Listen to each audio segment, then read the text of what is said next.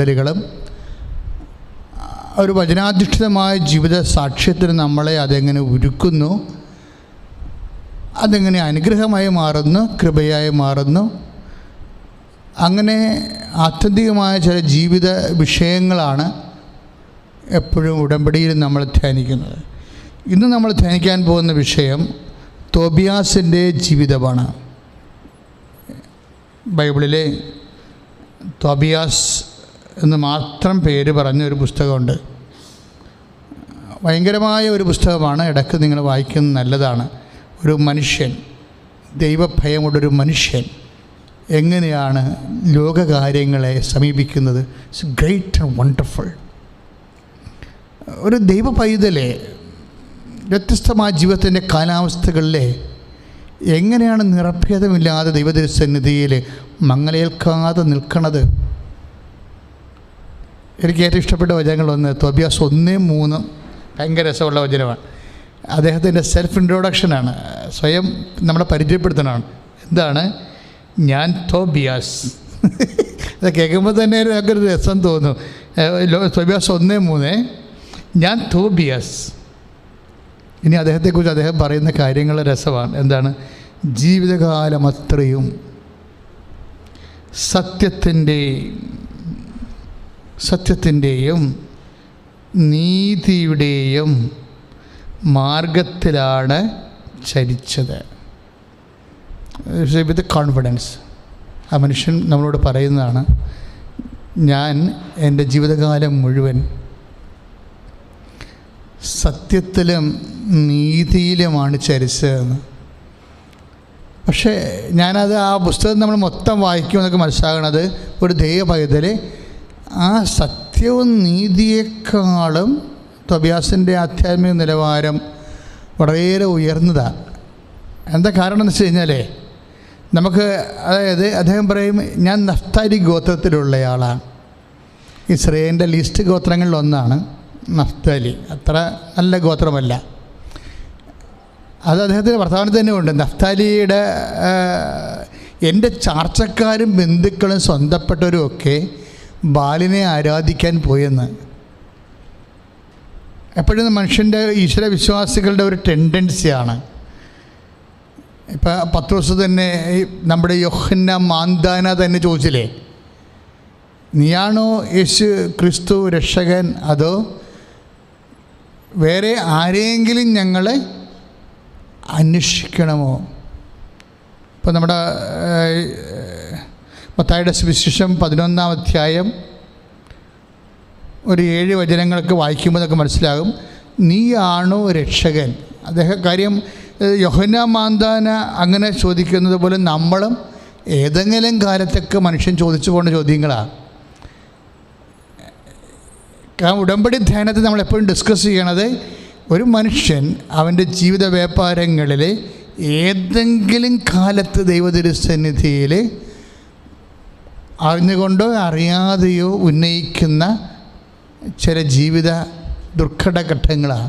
അപ്പം ഇദ്ദേഹം പറയണത്, ഞാൻ നഫ്താലി ഗോത്രക്കാരനാണ്, എൻ്റെ ചാർച്ചക്കാരെല്ലാവരും തന്നെ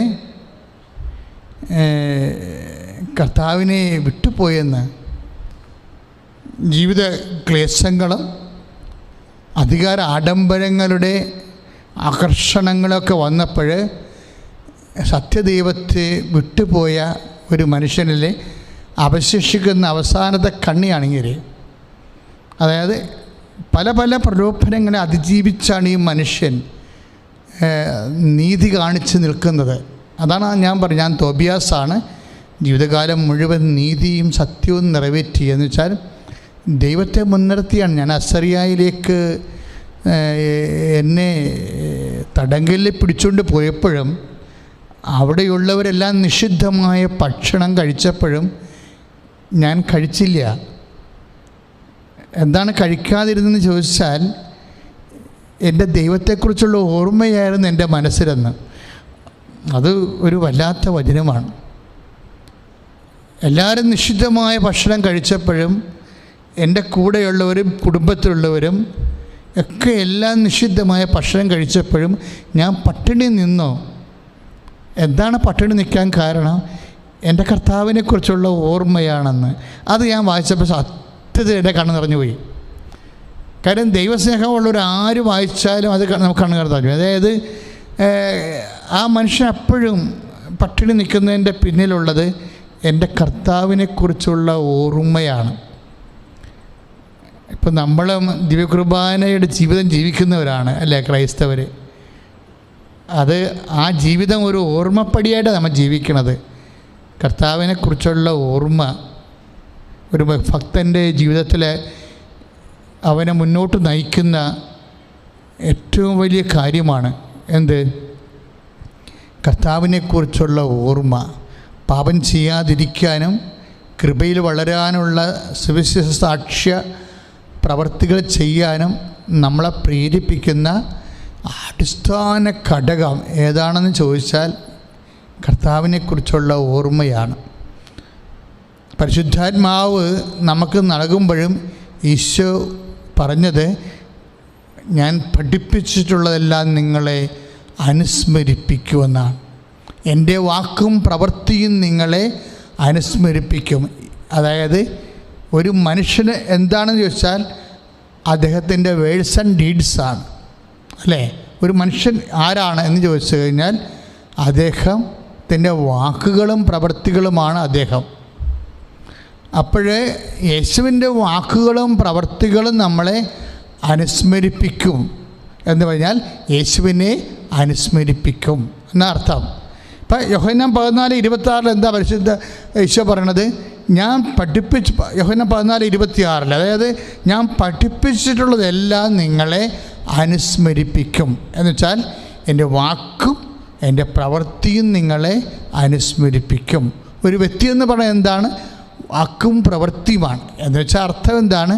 പരിശുദ്ധാത്മാവ് യേശുവിനെ നമ്മളെ അനുസ്മരിപ്പിച്ചു കൊണ്ടേയിരിക്കും.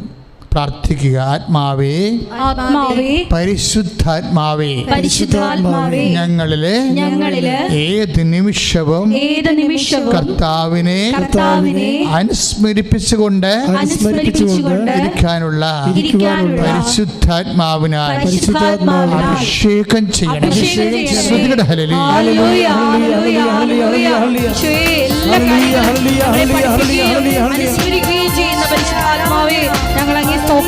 കുറിച്ചുള്ള ഓർമ്മ എൻ്റെ മനസ്സിൽ നിറഞ്ഞു നിന്നു. അപ്പോൾ നീ ക്രിസ്ത്യാനിയാണെന്ന് പറഞ്ഞാൽ, ദൈവ പൈതലാണെന്ന് പറഞ്ഞാൽ അതെങ്ങനെ നമ്മൾ മനസ്സിലാക്കേണ്ടത്? ആണോ അല്ലയോ എന്ന്. ഉടമ്പടി എടുത്ത എല്ലാവരും ശരിക്കും ദൈവത്തോട് അബൈഡിങ് ആണല്ലേ. ഓരോ കാര്യങ്ങൾക്കും കർത്താവിനോട് ചേർന്ന് നിൽക്കുകയാണ്. ഈ ചേർന്ന് നിൽക്കുന്നത് എങ്ങനെയാണ്? ഒരു കാര്യം ചെയ്യുക, ചെയ്യാതിരിക്കുക, അതെങ്ങനെ ദൈവമഹത്വത്തെ ബാധിച്ചിരിക്കുന്നു എന്ന് നമ്മൾ ഓട്ടോമാറ്റിക്കായിട്ട് അറിയണമെങ്കിൽ എന്ത് ചെയ്യണം? ദൈവത്തെക്കുറിച്ചുള്ള ഓർമ്മ വേണം. എൻ്റെ മനസ്സ് മുഴുവനും ദൈവത്തെക്കുറിച്ചുള്ള ഓർമ്മ ഏറ്റു പറഞ്ഞേ, കർത്താവേ, ഓരോ ദിവസവും ഉടമ്പടി ധ്യാനത്തിലെ പങ്കെടുത്തിട്ടുള്ള ഞങ്ങളുടെ മനസ്സ് ഓരോ നിമിഷവും അങ്ങേക്കുറിച്ചുള്ള ഓർമ്മയാൽ നിറഞ്ഞു നിൽക്കുവാൻ ഇടയാക്കണമേ. ശ്രുതികട ഹല്ലേലൂയ. അഭ്യാസം എന്ന് പറയുന്നത്. പക്ഷേ ഈ മനുഷ്യൻ്റെ ജീവിതത്തിൽ ഇത്രയും ക്ലീനായിട്ടാണ് ജീവിക്കണത് അല്ലേ. ഇത്രയും ക്ലീനായിട്ട് ജീവിക്കുന്ന മനുഷ്യന് വിശുദ്ധിക്ക് വല്ല കുറവുണ്ടോ?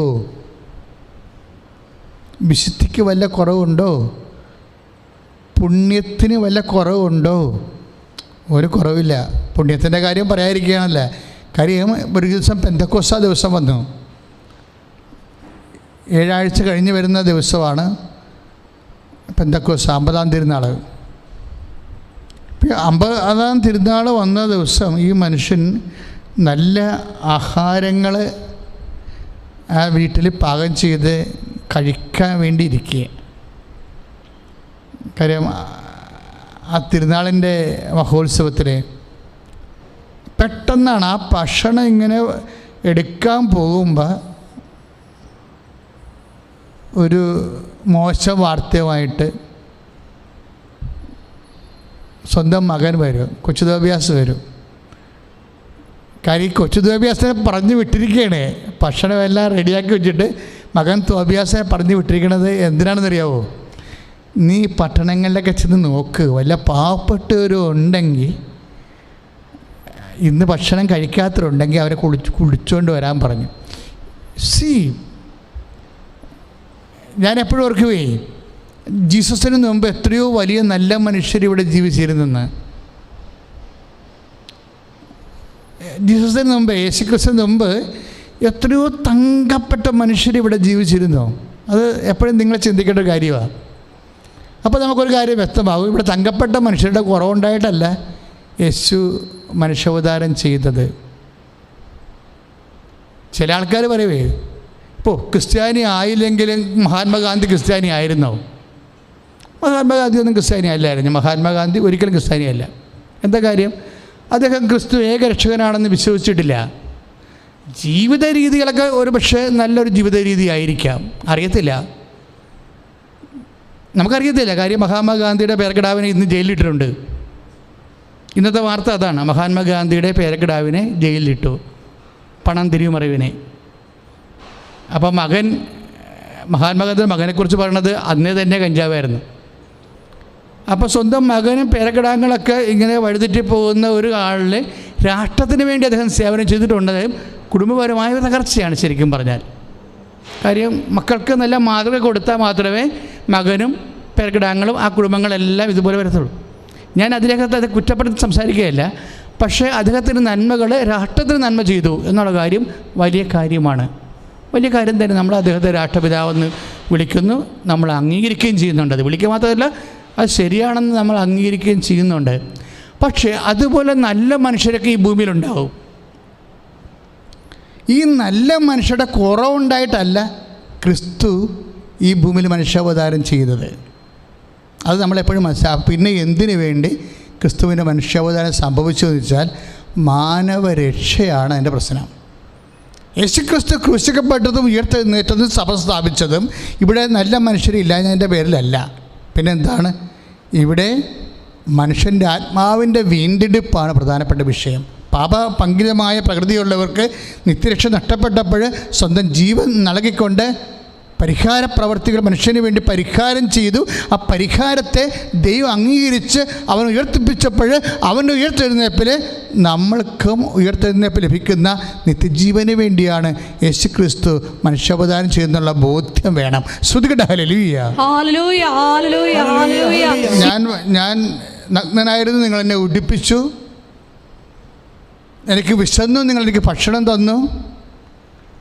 ഞാൻ പരദേശിയായിരുന്നു, നിങ്ങൾക്ക് അഭയം വരളി എന്ന് പറയുന്ന നമ്മൾ മത്തായി ശ്ലീഹായുടെ 25-ാം അധ്യായത്തിൽ 35-ാമത്തെ വാക്യത്തിലുള്ള അന്ത്യവിധിയുടെ പ്രീക്രെക്സിറ്റുകൾ, മുന്നാവശ്യങ്ങളെല്ലാം കൃത്യമായി നിറവേറ്റുന്ന ഒരാൾ പഴയ നിയമത്തിൽ തോബിയാസിനെ കാണുകയാണ്.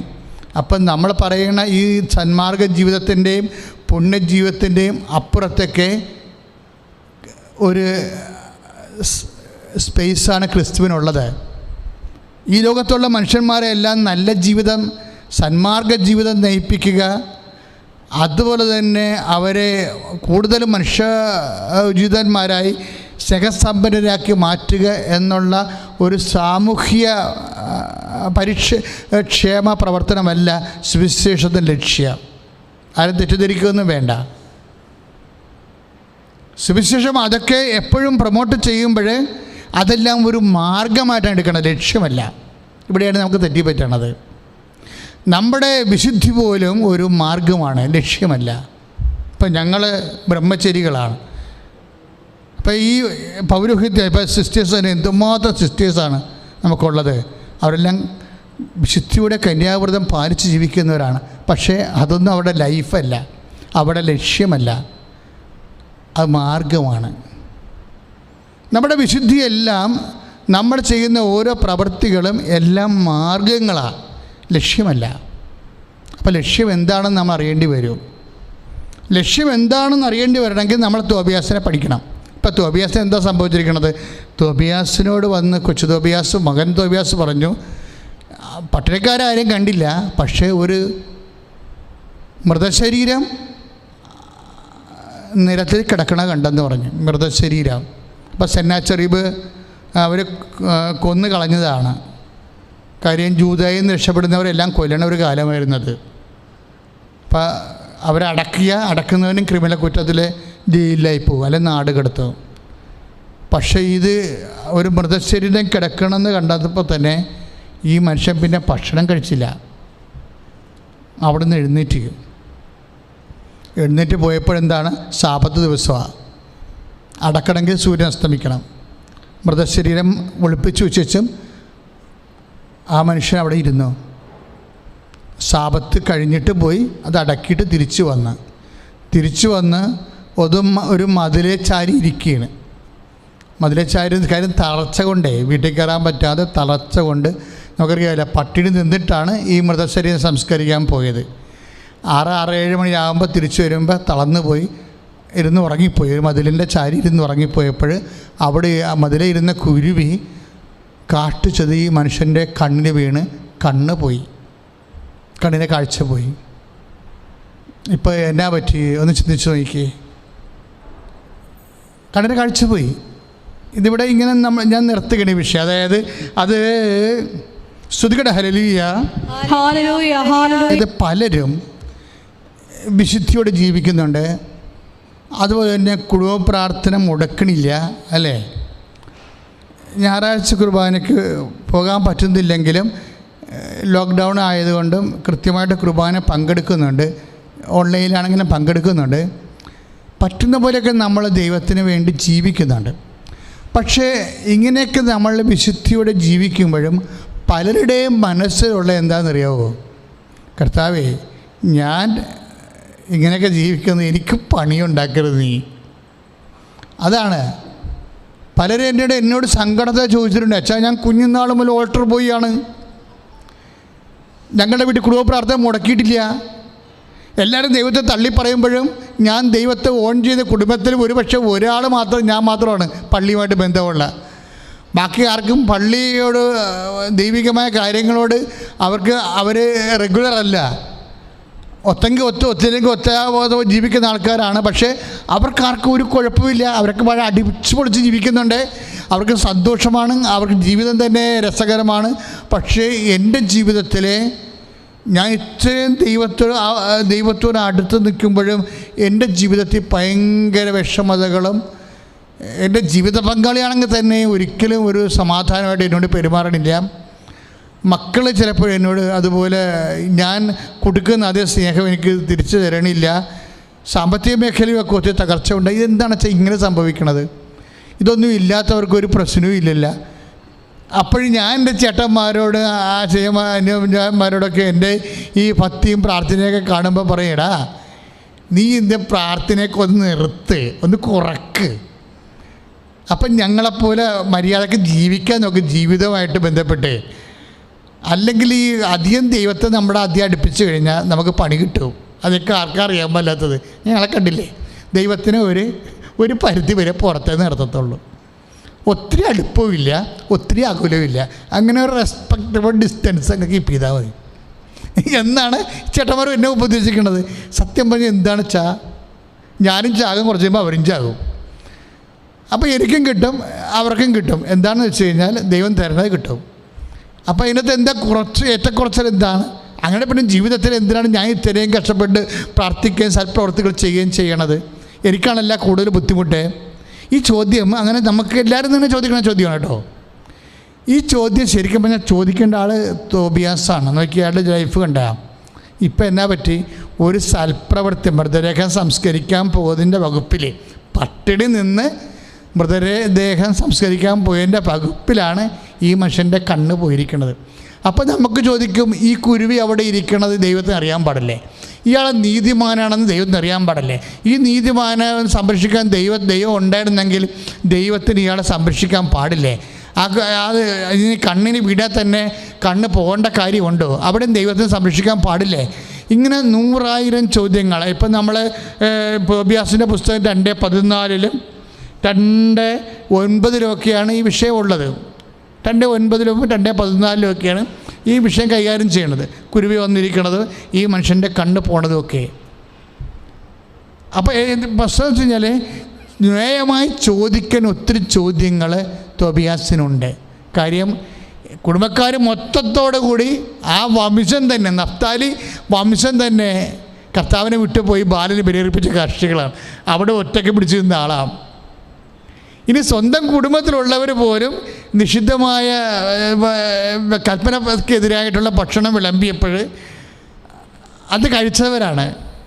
അപ്പോഴും തോബിയാസ് പറയും, എൻ്റെ കർത്താവിനെക്കുറിച്ചുള്ള ഓർമ്മ എൻ്റെ മനസ്സിൽ നിറഞ്ഞു നിൽക്കണ കാരണം ഞാൻ പട്ടിണി നിന്നെന്ന് പറയും. ഈ മനുഷ്യന് പട്ടിണിയേ ഉള്ളൂ. ഇനി പെന്തക്കോസ്ത് ദിവസം നല്ല ഭക്ഷണം കഴിക്കാമെന്ന് പറഞ്ഞപ്പോഴും കഴിക്കാൻ ആ ഭക്ഷണത്തെ തൊട്ടില്ലെന്ന് പറയത്തില്ല. അപ്പം തന്നെ വീണ്ടും മൃതശരീരത്തിൻ്റെ വാർത്ത വന്നു, പിന്നെയും പട്ടിണിയായിപ്പോയി. അപ്പം ചുണ്ടിനും കപ്പിനും ഇടയ്ക്ക് വെച്ച് ഒത്തിരി ജീവിതം നഷ്ടപ്പെട്ട മനുഷ്യനാണ്. ചോദിക്കാച്ചാ ചുണ്ടിനും കപ്പിനുമായിരുന്നു എനിക്ക് ആ ജോലി കിട്ടേണ്ടതായിരുന്നു. ആ പോസ്റ്റ്മാൻ PSC അപ്പോയിൻമെൻറ്റ് ഓർഡർ പോസ്റ്റിൽ കിടന്ന് വൈകി ഞാൻ ചാർജ് എടുക്കുന്നതിന് ഒരു ദിവസം 2 ദിവസം കഴിഞ്ഞപ്പോഴാണ് എനിക്ക് അപ്പോയിൻമെൻറ്റ് ഓർഡർ കിട്ടിയത്. അപ്പോൾ അത് ക്യാൻസലായി പോയിച്ചാന്ന് പറഞ്ഞു. അപ്പോയിൻമെൻ്റ് അല്ല, ഇൻ്റർവ്യൂ. ആ ഇൻ്റർവ്യൂവിന് പോയാൽ മതിയായിരുന്നു, ക്യാൻസലായി പോയെന്ന്. അപ്പം ചുണ്ടിനും കപ്പിനും ഇടയ്ക്ക് ജീവിതം കൈമോശം വരുമ്പോൾ ദൈവത്തിന് അറിയാൻ പാടില്ല. ദൈവത്തിന് അറിയാൻ എല്ലാവരും ചോദിക്കണം, ദൈവത്തിന് അറിയാൻ പാടില്ലായിരുന്നോ, ദൈവത്തിന് അറിയാൻ പാടില്ലായിരുന്നോ എന്ന് ചോദിക്കും. അപ്പോൾ നമ്മളോർക്കും ശരിയാണല്ല, ദൈവത്തിന് അറിയാൻ പാടില്ല, ദൈവത്തിനൊന്ന് സഹായിക്കാമായിരുന്നല്ലോ എന്ന് ചോദിക്കും. ഇങ്ങനെ ചോദിക്കാനാണെങ്കിൽ ജീവിതം മുഴുവൻ നമുക്ക് ദൈവത്തോട് ചോദ്യങ്ങളേ ഉള്ളൂ. ഈ ചോദ്യങ്ങൾ എന്ന് നിനക്ക് അവസാനിക്കുന്നു അന്ന് മാത്രമേ നീ വിശ്വാസിയാകത്തുള്ളൂ. എന്നാണ് നിൻ്റെ മുമ്പിൽ ചോദ്യങ്ങൾ അവസാനിക്കണം. എന്താ അങ്ങനെ പറയാൻ കാര്യം എന്നറിയാവോ?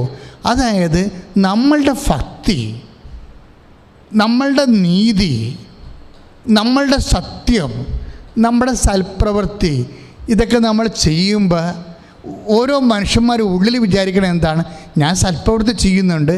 ഇപ്പോൾ ഉടമ്പടിയിൽ നമ്മൾ എന്തുമാത്രം സൽപ്രവൃത്തികൾ ചെയ്യുന്നല്ലേ, എന്തുമാത്രം ഭക്തിയിൽ നമ്മൾ വചനം ഓരോ ദിവസവും 1/2 മണിക്കൂർ വചനം വായിക്കുന്നു, എന്തുമാത്രം ഭക്തിയിൽ നമ്മൾ വചനം പ്രചരിപ്പിക്കുന്നു, എന്തുമാത്രം ഭക്തിയിൽ നമ്മൾ ഓരോരോ കാര്യങ്ങൾ നിറവേറ്റിയെടുക്കുന്നു. പക്ഷെ അങ്ങനെയൊക്കെ ചെയ്യുമ്പോൾ ദൈവമായിട്ട് ഒരു ബാർഗെയിനിങ് ടെൻഡൻസിയിലേക്ക് വരരുത്. കാര്യം നമ്മൾ 8:32 ഒക്കെ വായിക്കുന്ന പോലെ, Ephesians 8:32 വായിക്കുന്ന പോലെ ഇതിനെ നമ്മൾ ആഗ്രഹിക്കുന്നതിനേക്കാൾ കൂടുതലാണ് ദൈവത്തിന് നൽകാൻ കഴിയണത്. അപ്പോൾ ദൈവത്തിന് നൽകാൻ കഴിയുന്ന വിഷയങ്ങളെ അധികരിച്ചുകൊണ്ട് നമ്മൾ സൽപ്രവൃത്തികൾ ക്രമീകരിക്കുക, വിശുദ്ധിയെ ക്രമീകരിക്കുക, സുഹൃത്തുക്കളെ ക്രമീകരിക്കുക. ഇനി ഒറ്റ വാക്കിൽ പറഞ്ഞാൽ, ഞാൻ സുഹൃത്തോടു കൂടി ജീവിക്കുന്നു, അത് കണ്ട് നീ എനിക്ക് ഇന്ന കാര്യം നീ എനിക്ക് തരണം. ഞാൻ വിശുദ്ധിയോട് ജീവിക്കുന്നു, അതുകൊണ്ട് ഞാൻ ഇന്ന കാര്യങ്ങൾ എനിക്ക് തരണം. എനിക്ക് കേട് വരരുത്, എൻ്റെ തടി കേടാക്കരുത്, എനിക്ക് അപകടം വരരുത്, എനിക്ക് രോഗം വരരുത്, ഒന്നും വരരുത്. അപ്പോൾ പല ആൾക്കാരും പ്രാർത്ഥിക്കുന്നത് എന്തിനാണെന്ന് ചോദിച്ചാൽ, പല ആൾക്കാരും വിശുദ്ധിയോട് ജീവിക്കുന്നത് എന്താണെന്ന് ചോദിച്ചാൽ, പല ആൾക്കാരും ജീവിതത്തിൽ ദൈവത്തോട് അടുത്ത് നിൽക്കണത് എന്താണെന്ന് ചോദിച്ചാൽ ഒറ്റ വാക്യമേ ഉള്ളൂ, നമുക്ക് പണിയുണ്ടാക്കരുത് കർത്താവേ. നമ്മുടെ കുഞ്ഞുങ്ങളൊക്കെ ഓരോ സ്ഥലത്തൊക്കെ പഠിക്കുകയാണ്, അതുങ്ങൾക്കൊക്കെ ഒരു അപകടമൊന്നും ഉണ്ടാകാതെ പഠിത്തം തീർക്കണം.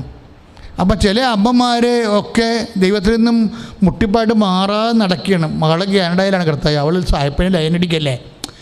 ചുമ്മാ അമ്മമാരുടെ ഓരോ ഉത്കണ്ഠകളാണേ. ഇങ്ങനെ ഓരോരോ കണ്ടീഷൻ വെച്ചുകൊണ്ടാണ് ദൈവത്തിൻ്റെ അടുത്ത് എല്ലാവരും അല്ല, പല മനുഷ്യരും അടുക്കണത്. അപ്പം എന്തിനാണ് നീ ഭക്തി ആചരിക്കണത്, എന്തിനാണ് നീ വിശുദ്ധി ആചരിക്കണത് എന്ന് ചോദിച്ചു കഴിഞ്ഞാൽ, നമ്മുടെ തടി കേടാകാതിരിക്കാനാണെന്നുള്ളതാണ് പൊതുവെയുള്ള ഒരു ഐഡിയ. ഈ ഒരു ഐഡിയ ആണെങ്കിൽ ഒരിക്കലും നീ ദൈവപൈതലാകാൻ സാധ്യതയില്ല. ദൈവത്തിൻ്റെ മുമ്പിൽ ഒരു ഇടപാടുകാരനാകും നീ. ഇന്നത്തെ പല വിശ്വാസികളുടെയും പ്രശ്നം എന്താണെന്ന് വെച്ച് കഴിഞ്ഞാൽ, വിശ്വാസികളില്ല, ദൈവപൈതലുമില്ല, ദൈവവുമായിട്ടൊരു ഇടപാടുള്ളവരുണ്ട്, ഇടപാടുകാരുണ്ട്. ലോകത്തിൽ എനിക്ക് തോന്നിയിട്ട് ഞാൻ 32-33 വർഷമായി ഞാൻ ഈ കൗൺസിലിംഗ് ശുശ്രൂഷയിലിരിക്കുന്നത്. അപ്പോൾ എനിക്ക് മനസ്സിലായൊരു സത്യം, ഓരോരോ കാലം ചെല്ലുന്തോറും വിശ്വാസികൾ കുറയുന്നു, ദൈവ പൈതൽ കുറയുന്നു, പക്ഷേ ഇടപാടുകാർ കൂടുന്നു. ഓരോ ദൈവ പൈതലും കാലാന്തരത്തിൽ ഇടപാടുകാരായിട്ട് മാറുന്നു. ഇന്ന് ദൈവത്തിൻ്റെ അനുഭവം നമുക്കില്ലാത്തതിൻ്റെ നമ്മളിന്ന് ദൈവാനുഭവം എന്ന് വിളിക്കുന്നത് മുഴുവനും കല്യാണം നടന്നു, വീട് കിട്ടി, അല്ലെങ്കിൽ കുഞ്ഞുങ്ങളെ കിട്ടിയെന്ന് പറയുന്ന ഭൗതിക ആനുകൂല്യം കൈപ്പറ്റതിൻ്റെ പേരിൽ ദൈവാനുഭവം, അത് ദൈവ അനുഗ്രഹം എന്നാണ് അതിനെ വിളിക്കുന്നത്. ദൈവാനുഭവം അല്ലത്, അത് വേറെ. ദൈവത്തിൻ്റെ അനുഗ്രഹമാണ്, ഫിസിക്കൽ ഫേവേഴ്സാണ്.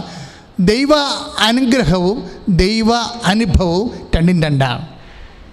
ഇന്ന് പലപ്പോഴും ദൈവാനുഭവം എന്ന് പറയണത് ദൈവാനുഗ്രഹത്തിനെയാണ്. ദൈവാനുഗ്രഹം എന്ന് പറയുന്നത്, ബ്ലെസ്സിങ്സ് എന്ന് പറയുന്നത് ഫിസിക്കൽ ഫേവേഴ്സാണ്. ഫിസിക്കൽ ഫേവേഴ്സ് എന്ന് പറയുന്നത് എന്തിനാണ്? ഭൗതിക ആനുകൂല്യങ്ങൾ. ഭൗതിക ആനുകൂല്യങ്ങൾ എന്തിനു വേണ്ടിയുള്ളതാണ്? ശരീരത്തിന് വേണ്ടിയുള്ളതാണ്. ഉദരമാണ് അവരുടെ ദൈവം എന്ന് പറയത്തില്ലേ? റോമാലേഖനത്തിലുള്ളതാണ്, ഉദരമാണ് അവരുടെ ദൈവം. എന്നുവെച്ചാൽ അവരുടെ അതായത് ശരീരബന്ധിയായിട്ടുള്ള വിഷയങ്ങളാണ് അവർക്കുള്ളതെല്ലാം. എന്താ കുഴപ്പം? ദൈവം രണ്ടിനെയും നശിപ്പിക്കുമെന്ന്. ഉദരത്തെയും നശിപ്പിക്കും, ആ വ്യക്തിയെയും നശിപ്പിക്കും. എന്താ കാര്യം? അവസാന കാലങ്ങളിലെല്ലാം ഇങ്ങനെ ചിലപ്പോൾ ദ്രവിച്ചു തീരുകയോ അല്ലെങ്കിൽ കത്തിത്തീരുകയോ ചെയ്യും. മനുഷ്യനിന്ന് കത്തിത്തീരുന്ന കാലമാണ്. കൺമേക്കിൽ നിൽക്കുന്ന ജീവനോടെ എഴുന്നേറ്റ് നടന്ന ആൾക്കാർ ഒരു സെക്കൻഡ് കൊണ്ട് നമ്മുടെ മുമ്പിൽ കിടന്ന് കത്തണ കാണാം. ഇങ്ങനെ ഒരു കാലം ഒരിക്കലും ഉണ്ടായിട്ടില്ല. മനുഷ്യന് ഏറ്റവും ആരോഗ്യവാനും സൗന്ദര്യമുള്ളവരും കിടന്ന് കത്തുന്ന കാലം. ഇനി നമ്മുടെ കാലം എപ്പോഴാണ് നമുക്കറിയത്തില്ല. എന്നിട്ടും മനുഷ്യന് മനസ്സാന്തരമില്ല. അതായത് എന്താ പ്രശ്നം എന്ന് വെച്ച് കഴിഞ്ഞാൽ, എപ്പോഴും നമ്മൾ ചിന്തിക്കേണ്ടത് നമ്മൾ ദൈവദൃഷ്ടിയിൽ ഇടപാടുകാരല്ല. പിന്നെ എന്താണ്? പിന്നെ ആരാണ്? ഒരു വിശ്വാസി ഇടപാടുകാരനല്ല. നീ ഉടമ്പടി ചെയ്യുന്ന വ്യക്തി ദൈവത്തോട് ഇടപാടാണ് ചെയ്യണമെന്നുണ്ടെങ്കിൽ നീ ഒരു കാലത്തും ദൈവത്തെ അനുഭവിക്കത്തില്ല, പക്ഷെ അനുഗ്രഹം നിനക്ക് ലഭിക്കും. ഉടമ്പടി ചെയ്യുന്ന വ്യക്തികൾക്ക് അനുഗ്രഹത്തിൻ്റെ കൂടെ അവന് അനുഭവം ഉണ്ടാകണമെന്നുണ്ടെങ്കിൽ നമ്മളുടെ അൺകണ്ടീഷനായിട്ട്, അതായത് നമ്മൾ ദൈവത്തിരുസനിൽ ആചരിക്കുന്ന വിശുദ്ധി.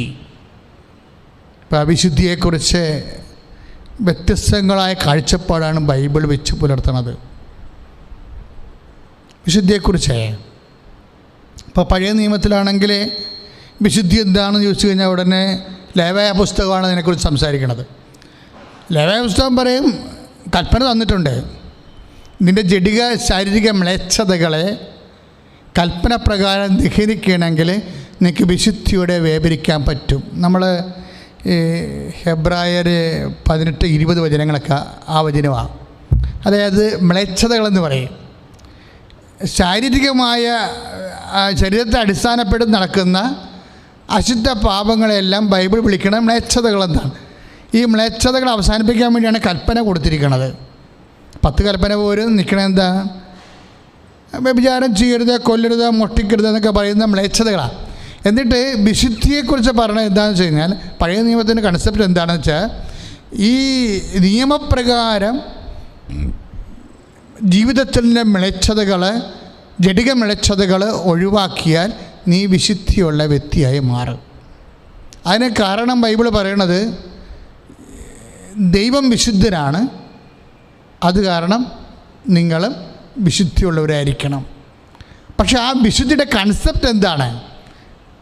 അപ്പോഴേ അക്കാലങ്ങളിലുള്ള മനുഷ്യർക്ക് മനസ്സിലാക്കാൻ വേണ്ടി അവന് നിരന്തരമായിട്ട് അവൻ അനുഭവിച്ചുകൊണ്ടിരിക്കുന്ന വിഷയങ്ങൾ, ശരീരത്തിൽ അനുഭവിച്ചുകൊണ്ടിരിക്കുന്ന പ്രലോഭനങ്ങൾ, ശരീരത്തിൻ്റെ ഋതുമതിയായ സ്ത്രീ പോലും അവിശുദ്ധമായിട്ട് കണ്ടിരുന്ന ഒരു കാലമുണ്ട്. അന്നത്തെ കാലത്തിൻ്റെ കൺസെപ്റ്റാണത്. അതെല്ലാം അവിശുദ്ധിയുടെ പട്ടികയിൽ പെടുത്തി വച്ചിരിക്കുക. കാലം അതായിരുന്നു. മനുഷ്യൻ ദൈവത്തിലെ അറിവിൽ വളരുന്നതനുസരിച്ച് കൊണ്ട് വിശുദ്ധിയുടെ കൺസെപ്റ്റിന് വ്യത്യാസം വന്നിട്ടുണ്ട്. പുതിയ നിയമം എന്നൊക്കെ പറയുമ്പോൾ ഹെബ്രായർ 12 നമ്മൾ വായിക്കുന്നതാണ്. എന്താണ്? വിദ്വേഷത്തിൻ്റെ വേര് വളർന്ന്, ഹെബ്രായർ 12:15 വിദ്വേഷത്തിൻ്റെ വേര് വളർന്ന് അശുദ്ധരാകാതിരിക്കാൻ സൂക്ഷിച്ചുകൊള്ളുവിൻ. അപ്പോഴെന്താണ് അവിടെ ബാഹ്യമായ അവിശുദ്ധമായിട്ടുള്ള ക്ലീൻനെസ്സിൻ്റെ കാര്യങ്ങളെക്കാൾ ഉപരി നേരെ ആന്തരികമായി മാറി. ഒരു വ്യക്തിയോട് നമുക്ക് വിദ്വേഷമുണ്ടെങ്കിൽ നമ്മൾ അശുദ്ധരായി മാറി. വിദ്വേഷത്തിൻ്റെ വേരിനുള്ള പ്രശ്നം അത് പൗലോസ് പറയണ പോലെ സൂര്യൻ അസ്തമിക്കണ മുമ്പ് പറഞ്ഞു തീർത്തില്ലെങ്കിൽ ആ വേര് വളരാൻ തുടങ്ങും. വിദ്വേഷത്തിൻ്റെ വേര് വളർന്ന് അശുദ്ധരാകാതിരിക്കാൻ ശ്രദ്ധിക്കുവാൻ. വിദ്വേഷത്തെക്കുറിച്ച് പറഞ്ഞപ്പോൾ പൗലോസ് പറയും സൂര്യൻ അസ്തമിക്കണ മുമ്പ് നീ ആ വിഷയം പറഞ്ഞു തീർക്കണം, അല്ലെങ്കിൽ എന്താ പറ്റും, രാത്രി വരും. സന്ധ്യ അസ്തമയം കഴിഞ്ഞാൽ പിന്നെ രാത്രിയല്ലേ, രാത്രിയിലാണ് ഈ വിദ്വേഷമൊക്കെ വളരുന്നത്. ജീവിതം ഇരുട്ടായി കഴിഞ്ഞാലേ എല്ലാ പാപത്തിൻ്റെ വേരുകളും വളരണത് ജീവിതം ഇരുട്ടിലാകുമ്പോഴാണ്. ദൈവമാകുന്ന വെളിച്ചം, വിശ്വാസമാകുന്ന വെളിച്ചം കെട്ടുപോണ ജീവിതത്തിൻ്റെ ഇരുട്ടിൽ പാപം ഇങ്ങനെ വളരാൻ തുടങ്ങും. അതുകൊണ്ട് പറയും, കർത്താവ് എപ്പോഴും പറയും, പകലായിരിക്കുവോളൂ ഞാൻ എന്നെ അയച്ചവൻ്റെ പ്രവൃത്തി ചെയ്യേണ്ടിയിരിക്കുന്നു.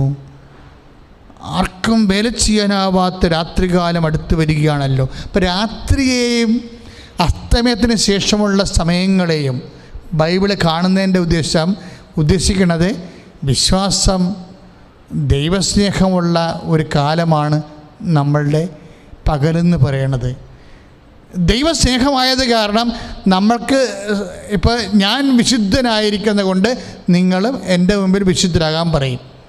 അത് തന്നെ ആ തിയറി തന്നെയാണ് പറയുന്നത്. നമ്മൾ യോഹന്നാൻ 1:8 വായിക്കണതും അല്ലെ 4:8 വായിക്കണത്. 1 യോഹന്നാൻ 4:8 ദൈവസ്നേഹമാകുന്നു. അതുകൊണ്ട് എന്താ പറ്റും, നിങ്ങളെ സ്നേഹമുള്ളവരായിരിക്കണം. അല്ലെങ്കിൽ എന്താ പറ്റും, നിങ്ങളെ വിദ്വേഷമായിട്ടില്ലായിരിക്കണമെങ്കിൽ അശുദ്ധരായി തീരും. ഇപ്പം വിദ്വേഷം അശുദ്ധമാകണത് എന്തുകൊണ്ടാണ്? ദൈവസ്നേഹമായതുകൊണ്ടാണ്. നമ്മുടെ വിദ്വേഷം അശുദ്ധമാകണത് എന്തുകൊണ്ടാണ്? ദൈവസ്നേഹമായതുകൊണ്ടാണ്. ഇപ്പം സ്നേഹത്തിൽ വസിക്കുമ്പോൾ മാത്രമേ ദൈവത്തിൽ വസിക്കാൻ പറ്റത്തുള്ളെന്ന് യോഹന്നാൻ പറയണത് അതാണ്. ഇപ്പം 4:8 താഴെ 1 യോഹന്നാൻ 4:8 താഴെയുണ്ട്. അതായത് ദൈവത്തിൽ വസിക്കണമെങ്കിൽ സ്നേഹത്തിൽ വസിച്ചാൽ മാത്രമേ ദൈവത്തിൽ വസിക്കാൻ പറ്റത്തുള്ളൂ. കാര്യം ദൈവം സ്നേഹമാകുന്നു എന്ന് പറയും. അപ്പം നമ്മുടെ വിദ്വേഷം എന്തുകൊണ്ടാണ് പാപമാകണത്? ദൈവം സ്നേഹമായതുകൊണ്ടാണ്.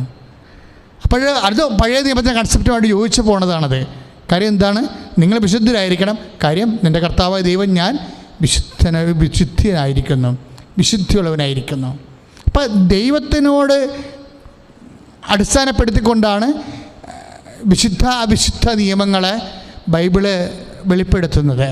പ്രാർത്ഥിക്കുക, കർത്താവായ ദൈവമേ, കർത്താവായ ദൈവമേ, കർത്താവായ ദൈവമേ, കർത്താവായ ദൈവമേ, വിശുദ്ധിയിൽ ജീവിക്കുവാൻ ദൈവത്തെ മാത്രം പരാമർശിക്കുന്ന സുവിശേഷ ചൈതന്യത്താൽ എന്നെ ഉണർത്തണമേ. Hallelujah, hallelujah, hallelujah.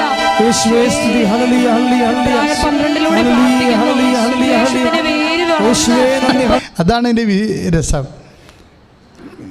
ക്രിസ്തു ഈ മനുഷ്യരാശി കണ്ടതിൽ വെച്ച് ഏറ്റവും വിശുദ്ധനായ ദൈവത്തിൻ്റെ പുത്രൻ തമ്പുരാനായ ക്രിസ്തു വിശുദ്ധിക്ക് വേണ്ടി പ്രാർത്ഥിക്കുന്നുണ്ട്. അപ്പോൾ അതെന്ത് വിശുദ്ധിയായിരിക്കും? അതായത് 17:17 യോഹന്നാൻ്റെ സുവിശേഷം, അവരെ അങ്ങ് സത്യത്താൽ വിശുദ്ധീകരിക്കണമേ, അവരെ അങ്ങ് സത്യത്താൽ വിശുദ്ധീകരിക്കണമേ. ഏറ്റ് പറഞ്ഞേ, അവരെ അങ്ങ് സത്യത്താൽ വിശുദ്ധീകരിക്കണമേ.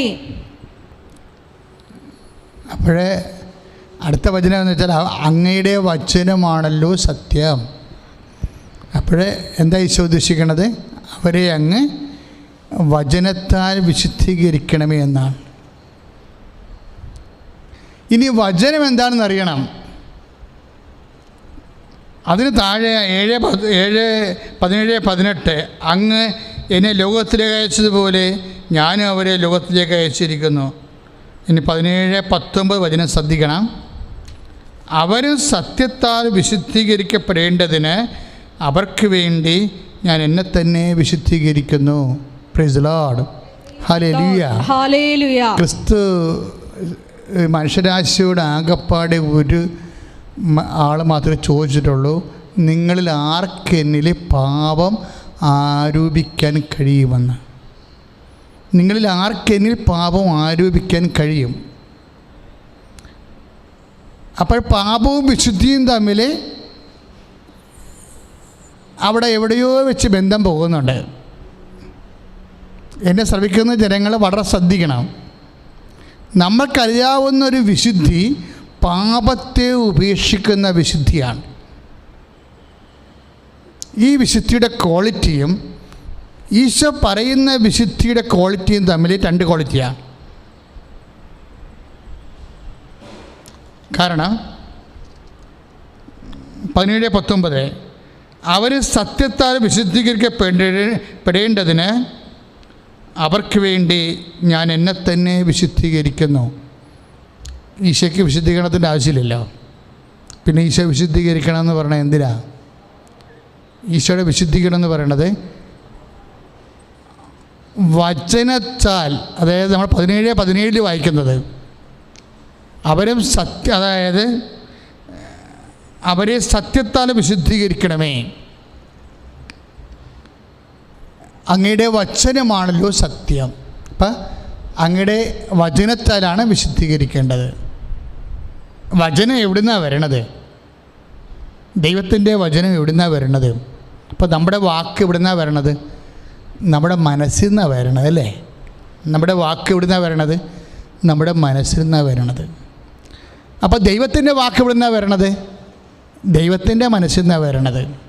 അപ്പോൾ ദൈവത്തിൻ്റെ മനസ്സിൽ നിന്ന് വരണത് വാക്കുകൾ എന്താണ്? മനസ്സിൻ്റെ ഇഷ്ടങ്ങളാണ് വാക്കുകളായിട്ടും വചനമായിട്ടും വരണത്. എന്ന് വെച്ചാൽ എന്താ അർത്ഥം?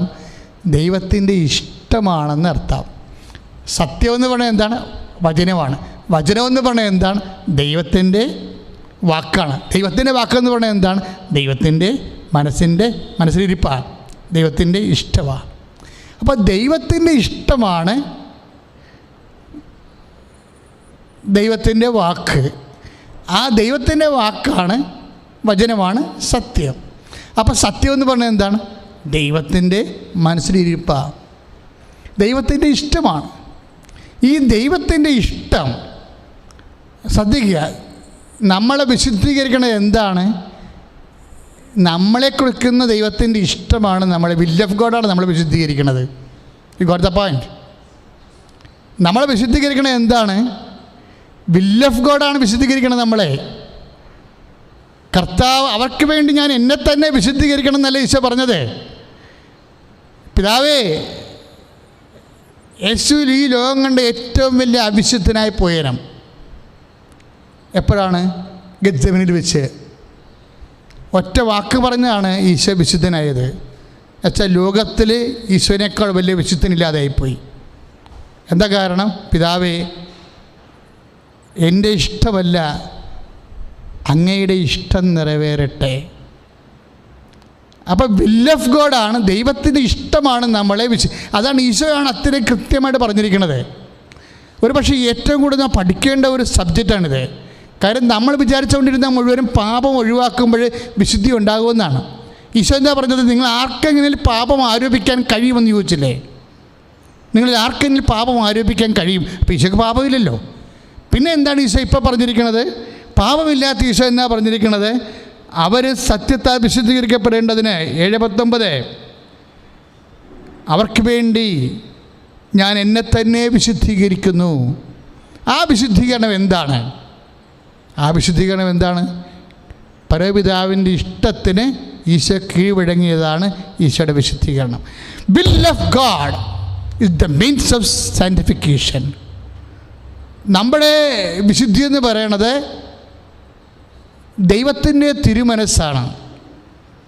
പലരും നമ്മൾ ഇപ്പം അത് എപ്പോഴും മനസ്സിലാക്കേണ്ടത്, നമ്മൾ ഓരോരോ ഇപ്പം തോബിയാസ് ജീവിതത്തിൽ സൽപ്രവൃത്തികളും സൽകൃത്യങ്ങളൊക്കെ ചെയ്ത നീതിമാനായ സത്യത്തിൽ ജീവിച്ച മനുഷ്യനാണെന്ന് പറയുന്നുണ്ട്. പക്ഷെ അങ്ങനെ പറയുമ്പോഴും ആ മനുഷ്യൻ്റെ കണ്ണിലാണ് കാഷ്ടം വീണിട്ട് കണ്ണ് പോയത്. അപ്പോൾ ഇത്രയും വലിയ വിശുദ്ധിയോടെ അതുപോലെ തന്നെ സൽകൃത്യങ്ങൾ ചെയ്ത് ജീവിച്ച മനുഷ്യനെ എന്തുകൊണ്ടാണ് ദുരന്തങ്ങൾ ഉണ്ടായെന്ന് ചോദിച്ചു കഴിഞ്ഞാൽ that is the will of God. Tobias വിശുദ്ധനായതുകൊണ്ട് ദൈവത്തെപ്പോലെ വിശുദ്ധനാകാൻ സത്യത്താൽ വിശുദ്ധീകരിക്കുകയാണ്. ഈശോ എന്താ പറഞ്ഞത്? മനുഷ്യനെ വിശുദ്ധീകരിക്കേണ്ടത് സത്യമാണ്. യോഹന്നാൻ 17:17 മനുഷ്യനെ വിശുദ്ധീകരിക്കേണ്ടത് സത്യമാണ്. കൽപ്പനയേക്കാൾ ഉപരി സത്യമാണ് മനുഷ്യനെ വിശുദ്ധീകരിക്കേണ്ടത്. സത്യം എന്താണ്? അങ്ങയുടെ വചനമാണുള്ള സത്യം. വചനം എന്താണ്? അത് ദൈവത്തിൻ്റെ മനസ്സാണ്. നിന്നെക്കുറിച്ചുള്ള ദൈവത്തിൻ്റെ മനസ്സാണ് നിന്നെക്കുറിച്ചുള്ള ദൈവത്തിൻ്റെ വചനം. തോബിയാസ് വ്യത്യസ്തങ്ങളായ ജീവിത മേഖലകളിലെ സൽപ്രവൃത്തികളോടെ സൽകൃത്യങ്ങളോടെ നീതിമാനായി സത്യസന്ധനായി ജീവിച്ച മനുഷ്യനാണെങ്കിലും ആ മനുഷ്യൻ്റെ ഓരോ ഘട്ടങ്ങളിലും അശനിപാതങ്ങൾ അതുപോലെ തന്നെ അപകടങ്ങൾ എല്ലാം അവകാശമോഹര്യമായി തീരുമ്പോൾ നമ്മൾ ചോദിക്കും, for what we should believe? നമ്മൾ എന്തിനു വേണ്ടി വിശ്വസിക്കണം എന്ന് നമ്മൾ ചോദിക്കും. നമ്മളിങ്ങനെയൊക്കെ ജീവിച്ചിട്ടും നമ്മളിങ്ങനെയൊക്കെ ദൈവമേ എന്ന് പറഞ്ഞ് ജീവിച്ചിട്ടും ദശാംശം കൊടുത്തിട്ടും പ്രാർത്ഥന നടത്തിയിട്ടും പള്ളിയിൽ കുർബാനയ്ക്ക് മുടങ്ങാതെ പോയിട്ടും എല്ലാ കാര്യങ്ങളും ചെയ്തിട്ടും നമ്മൾക്ക് രോഗങ്ങളാണല്ലോ എന്ന് പറയുമ്പോൾ അതാണ് നിന്നെക്കുറിച്ചുള്ള ദൈവത്തിൻ്റെ പദ്ധതിയെങ്കിൽ, അതാണ് നിന്നെക്കുറിച്ചുള്ള വചനമെങ്കിൽ, സത്യമെങ്കിൽ, അതാണ് നിന്നെക്കുറിച്ചുള്ള ദൈവത്തിൻ്റെ മനസ്സെങ്കിൽ നീ എന്തനുഭവിക്കുന്നു? നിൻ്റെ മനസ്സിന് വിഖ്യാതമായിട്ട് നീ നിൻ്റെ ജീവിതത്തിൽ നിൻ്റെ മനസ്സാക്ഷിക്കും നിൻ്റെ താല്പര്യങ്ങൾക്കും നിൻ്റെ ആഗ്രഹങ്ങൾക്കും എതിരായിട്ട് നിൻ്റെ ജീവിതത്തിൽ സംഭവിക്കുന്നുവോ അത് when we take the name of Jesus Christ at the will of God, you will be satisfied in the name of Jesus Christ. അവൻ്റെ നാമത്തിലാണ് നമ്മൾ അപ്പോഴ് വിശുദ്ധീകരിക്കപ്പെടുന്നത്. ദൈവത്തിലെ that means what is happening? നമ്മളെ എന്താണ് വിശുദ്ധീകരിക്കണത്? ആ ദൈവത്തിന് നമ്മളെക്കുറിച്ചുള്ള കൽപ്പനകളല്ല നമ്മളെ വിശുദ്ധീകരിക്കണത്. നമ്മുടെ ഭക്തിയും പ്രാർത്ഥനയും വിശുദ്ധിയും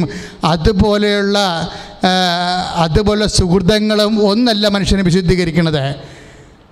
അതൊക്കെ വിശുദ്ധീകരിക്കുമ്പോഴും ദൈവവചനം കർത്താവിനെക്കുറിച്ചുള്ള കാഴ്ചപ്പാട് പങ്കുവെക്കുമ്പോഴേ അങ്ങയുടെ വചനമാണല്ലോ സത്യമെന്ന് പറയുമ്പോൾ അവർക്ക് വേണ്ടി ഞാൻ എന്നെ തന്നെ വിശുദ്ധീകരിക്കണമെന്ന് പറയുമ്പോൾ അവർക്ക് വേണ്ടി ഈശോയെ എങ്ങനെയാണ് വിശുദ്ധീകരിച്ചത്? വിൽ ഓഫ് ഗാഡ്, പരപിതാവിൽ അതിവിശുദ്ധനായിരുന്ന കർത്താവ് പിന്നെ എന്തിനാണ് വിശുദ്ധീകരിക്കപ്പെടണമെന്ന് പറയണത്? അതിൻ്റെ അർത്ഥം എന്താണ്? ദൈവപിതാവിൻ്റെ മനസ്സാണ് ഒരു വ്യക്തിയെ വിശുദ്ധീകരിക്കണത്. ദൈവപിതാവ് നീ വിശുദ്ധനാകാം. നീ ചിലപ്പോൾ പാപം ഒഴിവാടി ജീവിക്കുന്ന ആളാകാം, 2 ആഴ്ച കുടുംബം കുമ്പസാരിക്കുന്ന വ്യക്തിയാകാം, അതുപോലെ തന്നെ നീ ദാനധർമ്മം ചെയ്യുന്ന വ്യക്തിയാകാം, നീ സൗമ്യതയും ജ്യോത്വാഭ്യാസനെ പോലെ നീതിമാനും സത്യസന്ധനുമാകാം. പക്ഷേ നിൻ്റെ ജീവിതത്തിൽ ദൈവഹിതമായിരിക്കത്തില്ല. അത് നിന്നെ വിശുദ്ധീകരിക്കണത് ദൈവഹിതമാണെങ്കിൽ അങ്ങനെയൊക്കെ വിശുദ്ധിയോടെ നീതിയോടെ സമാധാനത്തോടെ ജീവിച്ചു പോകുമ്പോൾ തന്നെ നിൻ്റെ ഇഷ്ടത്തിന് അനിഷ്ടമായിട്ട് എന്തെങ്കിലും ഒരു ജീവിതാനുഭവങ്ങൾ നിൻ്റെ ജീവിതത്തിൽ വന്നു കഴിയുമ്പോൾ if you take in the name of Jesus Christ, കർത്താവിൻ്റെ നാമത്തിലാണ് നമ്മൾ ദൈവത്തിൻ്റെ മനസ്സ് പോലെ, എന്നെക്കുറിച്ചുള്ള മനസ്സ് പോലെ, ദൈവത്തിൻ്റെ മനസ്സ് പോലെ ഞാൻ അക്സെപ്റ്റ് ചെയ്യണമെങ്കിൽ ആ ഒരു അശനിപാതം നിന്നെ വിശുദ്ധീകരിക്കാം. എന്താ കാര്യം? അതാണ് നിന്നെ സംബന്ധിച്ചുള്ള വചനം, അതാണ് നിന്നെ സംബന്ധിച്ചുള്ള സത്യം. അപ്പോൾ അങ്ങനെ ജീവിതത്തിൽ എന്നിട്ട് എന്താണ് എല്ലാവരും ചോദിക്കും, ദൈവം എന്നോട് ഞാൻ ഇനി ഒരു പള്ളിയിലും പോകത്തില്ല, ഒരു പട്ടക്കാരനെ വേണ്ട, ഒരു കുതാശമില്ല, എന്നാ കുമ്പസാരം, ഞാൻ ഇങ്ങനെയൊക്കെ ജീവിച്ചിട്ട് എനിക്കെന്ന് എൻ്റെ കച്ചവടം പൂട്ടിയില്ലേ, എനിക്ക് വണ്ടി ഇടിച്ചില്ലേ, എനിക്ക് പണിക്കാരനില്ലാതായി പോയില്ലേ, എനിക്ക് പെണ്ണ് കിട്ടിയില്ലല്ല, എല്ലാവർക്കും കല്യാണം കഴിച്ചാലും ഞാൻ മാത്രമല്ലേ ഒറ്റപ്പെട്ട് നിൽക്കുന്നുള്ളൂ, എനിക്ക് ചെറുക്കാൻ കിട്ടിയിട്ടില്ലല്ലോ, അതുകൊണ്ട് ഞാൻ പള്ളിയിലും പോകത്തില്ല, പ്രാർത്ഥനയ്ക്കും വരുന്നില്ല എന്ന് പറഞ്ഞുകൊണ്ടിരിക്കുന്ന മനുഷ്യരില്ലേ. നിങ്ങൾ ഇത് കേൾക്കണം. എന്താ കാര്യം? ഈ വിഷയങ്ങളെല്ലാം നിങ്ങൾ ചെയ്തു സത്യമാണ്. നിങ്ങൾ കൃത്യമായി പള്ളിയിൽ പോയി സത്യമാണ്. നിങ്ങൾ കൃത്യമായി കുടുംബ പ്രാർത്ഥന പങ്കെടുത്തു അതൊക്കെ സത്യമാണ്. നിങ്ങൾ കൃത്യമായി ദാനധർമ്മം ചെയ്തു അത് സത്യമാണ്. പക്ഷേ ആ സത്യങ്ങളൊന്നും ചിലപ്പോൾ ഒരു ദൈവഹിതത്തിനെ പോലെ നിന്നെ വിശുദ്ധീകരിക്കാൻ പോകുന്ന സത്യമല്ല. അത് സത്യമല്ലെന്ന് ഞാൻ പറഞ്ഞില്ല. ദൈവഹിതത്തിനെ പോലെ നിന്നെ വിശുദ്ധീകരിക്കാനുള്ള ക്വാളിറ്റി ഉണ്ടാകത്തില്ല. ഒരുപക്ഷെ ദൈവം നിന്നെ സമ്പൂർണ്ണമായി വിശുദ്ധീകരിക്കാൻ ഉദ്ദേശിക്കുന്നുണ്ടെങ്കിൽ നിൻ്റെ അനിഷ്ടത്തിന്, നിൻ്റെ ജീവിതം, നിൻ്റെ താല്പര്യങ്ങൾക്കെല്ലാം വ്യത്യസ്തങ്ങളായിട്ടുള്ള ദൈവ മനസ്സ് നീ സന്തോഷത്തോടെ നിറവേറ്റിയാൽ അവർ സത്യത്താൽ വിശുദ്ധീകരിക്കപ്പെടേണ്ടതിനെന്ന് ഈശോ പറഞ്ഞില്ലേ? ഈശോ വിശുദ്ധീകരിച്ചത് എന്താണ്? പരപിതാവിൻ്റെ മനസ്സ്, അപ്പാ അങ്ങയുടെ ഇഷ്ടമല്ല എൻ്റെ ഇഷ്ടമല്ല, അങ്ങയുടെ ഇഷ്ടം നിറവേറട്ടെ എന്ന് പറഞ്ഞപ്പോഴാണ് യേശു വിശുദ്ധീകരിക്കപ്പെട്ടത്. അതായത് ദൈവത്തിൻ്റെ ലെവലിലേക്ക്, ഒരു പക്ഷേ ആ ലെവലിനേക്ക് വലുതായിട്ട് കർത്താവ് ശരിക്കും നിങ്ങളും ഇതേപോലെ ചെയ്യണമെന്ന് പറഞ്ഞിട്ടുണ്ട് ഇല്ലേ? കാല് കഴുകാൻ ഈ ഗസ്റ്റബിക്ക് മുമ്പ് കാല് കഴുകാൻ വേണ്ടി വന്നില്ലേ? അപ്പോൾ ഈശോ പറഞ്ഞതാണ് നിങ്ങളും ഇതുപോലെ ചെയ്യണമെന്ന്. ഞാൻ സത്യത്താൽ വിശുദ്ധീകരിക്കപ്പെട്ടതുപോലെ ഞാൻ എൻ്റെ പിതാവിൻ്റെ തിരുമനസ്സ് നിറവേറ്റിക്കൊണ്ട് അവൻ്റെ നാമത്തിലെ വിശുദ്ധിയുടെ പരമകാഷ്ഠയിൽ എത്തിയതുപോലെ നിങ്ങളും ദൈവഹിതം സ്വീകരിച്ചുകൊണ്ട്, ദൈവഹിതം അക്സെപ്റ്റ് ചെയ്തുകൊണ്ട് നിങ്ങളും വിശുദ്ധിയിലേക്ക്. അത് 13:15 യോഹന്നാൻ്റെ സുവിശേഷം 13:15. എന്തെന്നാൽ ഞാൻ നിങ്ങൾക്ക് ചെയ്തതുപോലെ നിങ്ങളും ചെയ്യേണ്ടതിന് ഞാൻ നിങ്ങൾക്കൊരു മാതൃക നൽകിയിരിക്കുന്നു. ഒരു വിശുദ്ധീകരണത്തിന് മാതൃക എന്താണ്? അത് യേശുവാണ്. യേശുവിൻ്റെ മാതൃക എന്താണ്? ദൈവഹിതം നിറവേറ്റിയതാണ്. അതുകൊണ്ട് തന്നെ സ്വർഗസ്ഥനായ പിതാവെന്ന് പറയുന്നതാണ് ആ പ്രാർത്ഥനയാണ് വിശുദ്ധിയുടെ പ്രാർത്ഥന. നമ്മൾ കുമ്പസാരത്തിന് ജപം ചെല്ലും, മനസ്താപകരണം ചെല്ലും. പക്ഷേ ഏറ്റവും ക്ലീനായിട്ടുള്ള വിശുദ്ധിയുടെ പ്രാർത്ഥന എന്താണ്? സ്വർഗസ്ഥനായ ഞങ്ങളുടെ പിതാവേ, അങ്ങയുടെ നാമം പൂജിതമാകണമേ, അങ്ങയുടെ രാജ്യം വരണമേ, അങ്ങയുടെ തിരുമനസ് സ്വർഗത്തിലെ പോലെ ഭൂമിയിലുമാകണമേ. കാര്യം അങ്ങയുടെ തിരുമനസ് നിറവേറ്റിയാണ് യേശു അവർക്ക് വേണ്ടി ഞാൻ എന്നെ തന്നെ വിശുദ്ധീകരിക്കണമെന്ന് പറഞ്ഞ 17-19 വചനം വ്യാഖ്യാനിച്ച് തന്നത് നമുക്ക് ജീവിതം കൊണ്ട്. അത് നമ്മളും അതുപോലെ അനുവർത്തിക്കാൻ വേണ്ടിയാണ് 13-15 യോഹന്നാൻ പറയണത്. ഞാൻ ചെയ്ത പോലെ നിങ്ങളും അതുപോലെ തന്നെ ചെയ്യാൻ വേണ്ടി ഞാൻ നിങ്ങൾക്കൊരു മാതൃകയായിരിക്കുന്നു. വിശുദ്ധിയുടെ മാതൃക. തോബിയാസിൻ്റെ വിശുദ്ധിയുടെ മാതൃക നമുക്കറിയാം. പൗലോസ് അപ്പോസ്തലൻ പറഞ്ഞ 12-15 ഹെബ്രായ ലേഖനം വിദ്വേഷത്തിൻ്റെ പേര് വളർന്ന് അശുദ്ധരാകാതെ സൂക്ഷിക്കാൻ പറഞ്ഞ മാതൃക നമുക്കറിയാം. ലെവയാർ 18-20 മ്ലേച്ഛതകളെ അവസാനിപ്പിച്ചുകൊണ്ട് ശാരീരികമായ ക്ലീൻനെസ് വിശുദ്ധിയുടെ മാതൃകയായിട്ടുള്ള മാതൃക നമുക്കറിയാം. ലെവയയുടെ വിശുദ്ധിയുടെ മാതൃകയല്ല പൗലോസ് അപ്പോസ്തലൻ്റെ വിദ്വേഷത്തിന് വേര് വളരുന്ന അശുദ്ധരാകുന്ന വിശുദ്ധിയുടെ മാതൃകയല്ല. നമ്മൾ ഫോളോ ചെയ്യണത് യേശുക്രിസ്തുവിൻ്റെ വിശുദ്ധിയുടെ മാതൃകയാണ്. അതെന്താണ്? വിൽ ഓഫ് ഗോഡാണ്. Will of God. ദൈവത്തിൻ്റെ തിരുമനസ്സ് നിന്നെക്കുറിച്ച് എന്താണ്? നീ ജീവിതകാലം മുഴുവൻ കെട്ടാതെ നിൽക്കണം. പല കല്യാണം വന്ന് 55 കല്യാണം വന്നത് ഒക്കണില്ല. അപ്പോഴെല്ലാവരും വരും കെട്ടെന്ന് പറയും. എന്തിനാണ്? നിന്നെ കെട്ടിച്ചിട്ട് നിൻ്റെ കാര്യത്തിൽ വേറെ പെണ്ണിനെ ഏൽപ്പിച്ച് അങ്ങോട്ട് വിടാൻ വേണ്ടി അവരുടെ തൽക്കാലത്തേക്കുള്ള ഉത്തരവാദിത്വം നിറവേറ്റും. അത് നാട്ടു നടപ്പനുസരിച്ച് ചെയ്യും. പക്ഷേ നീ പ്രാർത്ഥിക്കുന്ന വ്യക്തിയാണ്. നിൻ്റെ മനസ്സ് പരിശുദ്ധാന് പറയുന്നുണ്ട് എൻ്റെ ജീവിതം എന്ന് പറയുന്നത് ഏകസ്ഥ ജീവിതമാണെന്ന് തോന്നിയാൽ നീ നാട്ടുകാരുടെ വർത്തമാനം കേട്ടിട്ട് ആരെയും എടുത്ത് പിടയ്ക്ക് വെക്കരുത്, പണി കിട്ടാൻ സാധ്യതയുണ്ട്. എന്താ കാര്യം എന്ന് വെച്ച് കഴിഞ്ഞാൽ വിൽ ഓഫ് ഗോഡ് അറിയണം. നമ്മളെ വിൽ ഓഫ് ഗോഡ് ആരും പറയാതെ അറിയാൻ വേണ്ടി മാത്രം ഓട്ടോമാറ്റിക്കായിട്ട് നിൻ്റെ മനസ്സ് ടൂൺ ചെയ്തിരിക്കണം. അല്ലാത്തപ്പോഴാണ് പ്രശ്നം വരണത്. എല്ലാം കാര്യങ്ങളൊക്കെ നല്ലതായിരിക്കാം, പക്ഷെ അത് വിൽ ഓഫ് ഗോഡ് ആയിരിക്കത്തില്ല. നിൻ്റെ ജീവിതത്തിൽ നീ അഭിമുഖീകരിക്കുന്ന പല കാര്യങ്ങളും നല്ലതാണ്, റീസണാണ്. നിൻ്റെ ബുദ്ധി പറയാം it is good, it is right. ഒരു നേഴ്സ് പെണ്ണാണ്, കെട്ടിക്കോ, അവളുടെ കൂടെ കാനഡയിൽ പോകാമെന്ന് പറയും. അല്ലെങ്കിൽ നീ ജീവിതകാലം മുഴുവൻ ഇവിടെ കിടന്ന് വലയുമെന്ന് പറയും. എല്ലാവരും അത് പറയും. ചിലപ്പോൾ നല്ലതായിരിക്കാം, പക്ഷേ ഓട്ടോമാറ്റിക്കായിട്ട് ദൈവ പൈതൽ ഈ 70 കൊല്ലത്തെ ജീവിതമല്ല മനസ്സിൽ കാണുന്നത്. നമ്മൾ ദൈവത്തിന് എന്തിനാണ് വിശ്വസിക്കണത്? ഇവിടെ എങ്ങനെ വയറ്റിപ്പിഴപ്പിന് ജീവിക്കാൻ വേണ്ടിയാണോ? അല്ല. നമ്മളെന്തിനാണ് ദൈവത്തെ വിശ്വസിക്കണത്? ദൈവത്തിൻ്റെ കൂടെ നമുക്ക് നിത്യതയോളം ജീവിക്കാൻ വേണ്ടിയല്ലേ? ഈ നിത്യതയോളം നമ്മൾ ജീവിക്കാനുള്ള ഭക്ഷണം എന്ന് പറയുന്നത്, നിത്യതയ്ക്ക് വേണ്ടിയുള്ള ഭക്ഷണം എന്ന് പറയുന്നത് വിൽ ഓഫ് ഗോഡാണ്. ആ വിൽ ഓഫ് ഗോഡ്, ദൈവത്തിൻ്റെ മനസ്സ്, അത് നിറവേറ്റാൻ ഓട്ടോമാറ്റിക്കായിട്ട് നമുക്ക് സാധിക്കണം. കാര്യം ഒരു വിഷയം എടുക്കുമ്പോൾ അത് വിൽ ഓഫ് ഗോഡ് അല്ലെങ്കിൽ നമുക്ക് മനസ്സിൽ ഉടനെ എന്തോ ഒരു കടിച്ച് ഇങ്ങനെ ഈ എയർ ബ്രേക്കില്ലേ, ബ്രേക്ക് ക്ലച്ച് കടിച്ചെന്നൊക്കെ പറയത്തില്ലേ, അതുപോലെ അങ്ങോട്ടും ഇല്ല ഇങ്ങോട്ടും ഇല്ല നിൽക്കും. ഈ ബ്രേക്ക് കടിച്ചെന്നൊക്കെ പറയും, നമ്മൾ ക്ലച്ചല്ല ബ്രേക്ക് കടിച്ചെന്നൊക്കെ പറയും. അതുപോലെ നിൽക്കും അങ്ങോട്ടും ഇങ്ങോട്ടും. നീ പ്രെയർ ചെയ്യുമ്പോൾ എപ്പോഴും ശ്രദ്ധിക്കേണ്ട ഇതാണ്, ദൈവമേ വിൽ ഓഫ് ഗോഡ് എന്തായാലും പെട്ടെന്ന് മനസ്സിലാക്കാനുള്ള കൃപയിലേക്ക് എന്നെ വളർത്തണമേ എന്ന്. കാര്യം അതിന് ആരും പ്രത്യേകിച്ച് വന്ന് പറയേണ്ട കാര്യമൊന്നുമില്ല. അത് ഓട്ടോമാറ്റിക്കായിട്ട് ആ ദൈവപൈതലിന് ഓൺ പ്രോസസ്സിൽ മനസ്സിലാകും, ആന്തരിക ബുദ്ധിയിൽ ആന്തരിക ചൈതന്യത്തിൽ മനസ്സിലാകും. ആ വിൽ ഓഫ് ഗോഡാണ് ഒരു വ്യക്തി. ഇപ്പം ഞങ്ങൾ പറഞ്ഞില്ലേ, ഞങ്ങൾ ബ്രഹ്മചാരികളായിട്ട് ജീവിക്കുന്നു. ബ്രഹ്മചാര്യം കൊണ്ട് ഒന്നും സ്വർഗം നേടാനൊന്നും പറ്റത്തില്ല, നമുക്കറിയാം.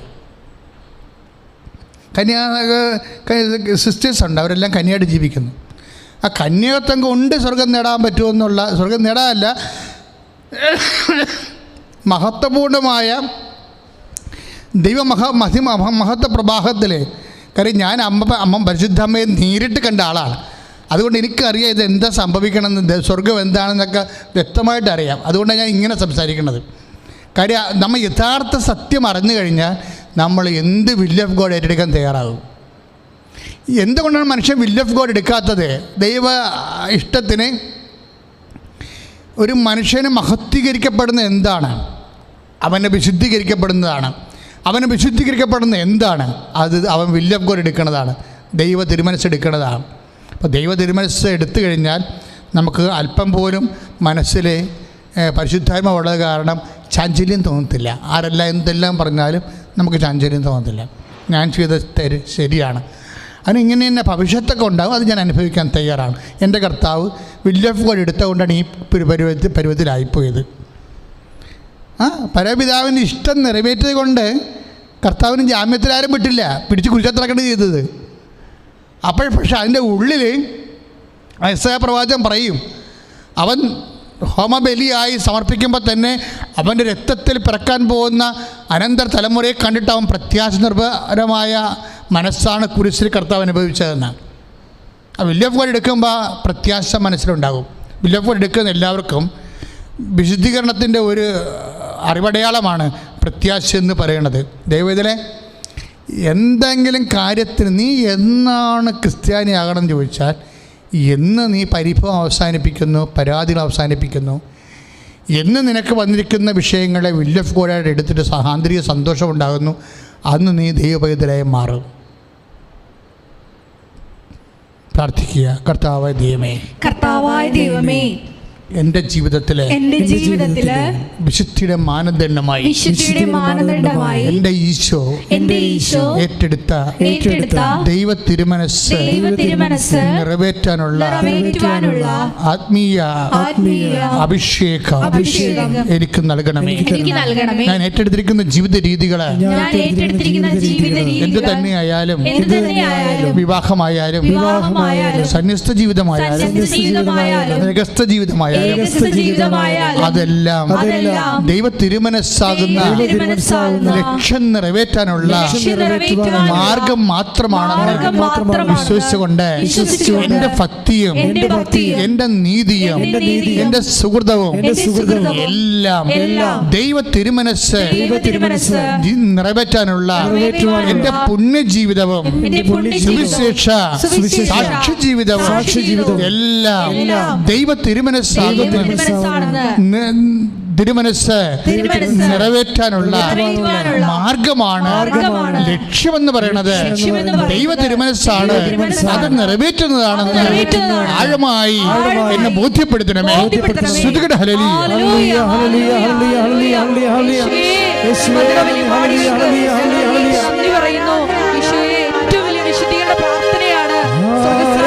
പ്രാർത്ഥിക്കുന്ന സമയമാണ്.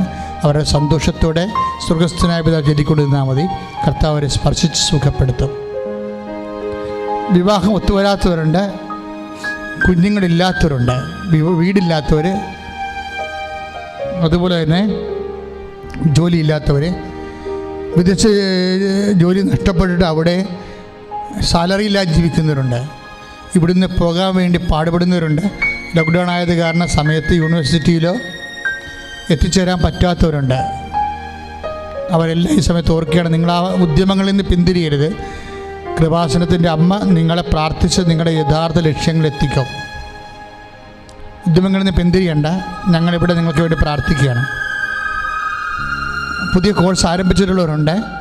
പുതിയ കോഴ്സിന് വേണ്ടി അഡ്മിഷന് വേണ്ടി പരിശ്രമിക്കുന്നവരുണ്ട്. അവരെല്ലാം ഞങ്ങൾ ഈ സമയത്ത് ഓർക്കുന്നു.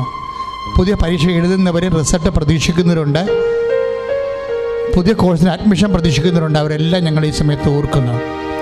നിങ്ങൾ സന്തോഷമായിട്ടിരിക്കണം. 10,000 പ്രാർത്ഥിച്ചിട്ടുള്ള, ഇപ്പോഴും ഉടമ്പടിയിൽ പ്രാർത്ഥിച്ചുകൊണ്ടിരിക്കുന്ന വലിയ ദൈവസന്നിധാനത്തിലാണ്. ഇക്കാലങ്ങളിൽ മനുഷ്യൻ്റെ വേദനയും ബുദ്ധിമുട്ടുകളും രോഗങ്ങളും ജീവിത ഭാരങ്ങളും എല്ലാം പരിശുദ്ധ അമ്മ വഴി ഈശോ ഏറ്റെടുക്കുന്ന ഒരു വലിയ അൾത്താറയിൽ നിന്നാണ് ഈ പ്രാർത്ഥന നിങ്ങൾക്ക് വേണ്ടി ദൈവദൃശ്യത്തിലേക്ക് അർപ്പിക്കപ്പെടുന്നത്. കുടുംബ സമാധാനം നഷ്ടപ്പെട്ടവരെ ഞങ്ങൾ ഓർക്കുന്നുണ്ട് ഇപ്പോഴേ. അതുപോലെ തന്നെ മക്കളെ പ്രതി വേഗലവ അനുഭവിക്കുന്നവർ, പ്രേമങ്ങളെ അകപ്പെട്ടിരിക്കുന്നവർ, അതുപോലെ പ്രേമചതിയിൽപ്പെട്ടവർ, പ്രേമത്തിൽ പിരിഞ്ഞിരിക്കുന്ന കാരണം ഭയങ്കരമായ സങ്കടങ്ങളിലും തകർച്ചയിലും വേദനിക്കുന്നവരുണ്ട്. പച്ച മലയാളത്തിൽ പറഞ്ഞു കഴിഞ്ഞാൽ തേക്കപ്പെട്ടവരുണ്ട്. ശാരീരിക ബന്ധം കഴിഞ്ഞതിന് ശേഷം ഉപേക്ഷിക്കപ്പെട്ടവരുണ്ട്. അവർ ബന്ധുനീറി കുടുംബങ്ങളിലും സ്വന്തം വീട്ടിലും ആത്മഹത്യയെക്കുറിച്ച് പോലും ചിന്തിക്കുന്നവരുണ്ട്. അങ്ങനെ എല്ലാവരും ഞങ്ങൾ ഈ ആൾക്കാരെ ഓർക്കുകയാണ്. നിങ്ങളെ ഇപ്പോഴും അമ്മ നിങ്ങൾക്ക് വേണ്ടി മധ്യസ്ഥം വഹിക്കും. മക്കളെ വിഷമിക്കരുത്, ഒരു കാരണവശാലും തേങ്ങരുത്. ഇത് 24 മണിക്കൂറിനുള്ളിൽ നിങ്ങളുടെ വിഷയത്തിൻ്റെ മേലും ദൈവികമായ ഇടപെടലുണ്ടാകും. ഞങ്ങളതിനു വേണ്ടിയാണ് ഈ ആരാധന നടത്താൻ പോകുന്നത്. ഇപ്പോഴും നിങ്ങൾക്ക് വേണ്ടി പ്രാർത്ഥിക്കാൻ പോകുന്നത്. കടം കയറി മുടിഞ്ഞവരുണ്ട്. അവരെല്ലാം നിങ്ങളവർക്ക് എങ്ങനെ ഞാൻ വീട്ടുമെന്നൊക്കെ നിങ്ങൾ ചിന്തിക്കും. പക്ഷെ കോടികളെ വീട്ടിട്ടുള്ളൊരു സ്ഥലത്താണ് ഞങ്ങൾ പ്രാർത്ഥിക്കണത്. ഇവിടെ കോടികൾ കടങ്ങളെ വീട്ടിട്ട് തിരിച്ചു വന്ന് നന്ദി പറഞ്ഞിട്ടുള്ള സ്ഥലത്താണ് ഞങ്ങൾ നിൽക്കുന്നത്. അമ്മ പ്രത്യക്ഷപ്പെട്ട ഇടത്തു നിന്നാണ് ഞങ്ങൾ പ്രാർത്ഥിക്കുന്നത്. അതുകൊണ്ട് എൻ്റെ മക്കൾ സന്തോഷമായിട്ടിരിക്കണം. അതുപോലെ തന്നെ അകത്ത് ശരീരത്തിൻ്റെ ഉള്ളിലെ സിസ്റ്റ് രോഗികൾ, ക്യാൻസർ രോഗികൾ, ശ്വാസകോശം മുഴുവൻ കോവിഡായി പോയവരെ, കോവിഡ് കഴിഞ്ഞതിന് ശേഷവും ശ്വാസം എടുക്കും പ്രയാസമുള്ള രോഗികൾ, അവിടെ ശ്വാസകോശം കഴുകപ്പെടുന്ന സമയമാണ്. നെഞ്ച് കൈവച്ചാൽ മതി നിങ്ങൾ. അവിടെ ശ്വാസകോശം കഴുകപ്പെടുന്ന സമയമാണ്. നിങ്ങൾ ആരെങ്കിലും വെന്റിലേറ്ററായിട്ട് ബോധക്കേട് വന്നു പോയിട്ടുണ്ടെങ്കിൽ നിങ്ങൾ അവർക്ക് വേണ്ടി, നിങ്ങളുടെ ബന്ധുക്കൾക്ക് വേണ്ടി നെഞ്ചത്ത് കൈവച്ച് പ്രാർത്ഥിച്ചാൽ മതി. അവർ ICUവിലായാലും വെന്റിലേറ്ററായാലും ഇപ്പോൾ കർത്താവ് സ്പർശിക്കുക അവരെ. കർത്താവേ, നിൻ്റെ അമ്മ പരിശുദ്ധമ്മ ദേവമാതാവ് പ്രത്യക്ഷപ്പെടാൻ വേണ്ടി ഈ അൾത്താറിൽ നിന്ന് തിരഞ്ഞെടുത്തതാണ്. തീർച്ചയായിട്ടും ഈശോ, ഈ അൾത്താരെക്കുറിച്ച് നിനക്ക് സ്വപ്നങ്ങളുണ്ട്. ഈ അൾത്താറിൽ ആശ്രയിക്കുന്നവരെക്കുറിച്ച് നിനക്ക് സ്വപ്നങ്ങളുണ്ട്. കർത്താവിൻ നിൻ്റെ വലതുകരം നീട്ടണമെന്ന് പ്രാർത്ഥിക്കുന്നു. കർത്താവിൻ നിൻ്റെ പൗരോഹിത്യത്തെ അങ്ങ് മഹത്വപ്പെടുത്തണമെന്ന് പ്രാർത്ഥിക്കുന്നു. കർത്താവ് സഭയിലുള്ള സാന്നിധ്യം പ്രകടമാക്കണം പ്രാർത്ഥിക്കുന്നു. എൻ്റെ കർത്താവിൻ്റെ ഉന്നതമായ നാമത്തിൽ 35 വർഷത്തെ പൗരോഹിത്യം കൊണ്ട് ഞാൻ ശുശ്രൂഷിച്ച എൻ്റെ കർത്താവിൻ്റെ ഉന്നതമായ നാമത്തിൽ സഭയുടെ അധികാരത്തെ കുറിച്ചിൻ്റെ അടയാളത്തിൽ ദൈവശക്തിയാൽ ഇപ്പോൾ ആരെല്ലാം പ്രാർത്ഥിക്കുന്നു അവരെല്ലാം ദൈവത്തിൻ്റെ ശക്തിയും ദൈവത്തിൻ്റെ സൗഖ്യം അനുഭവിക്കട്ടെ.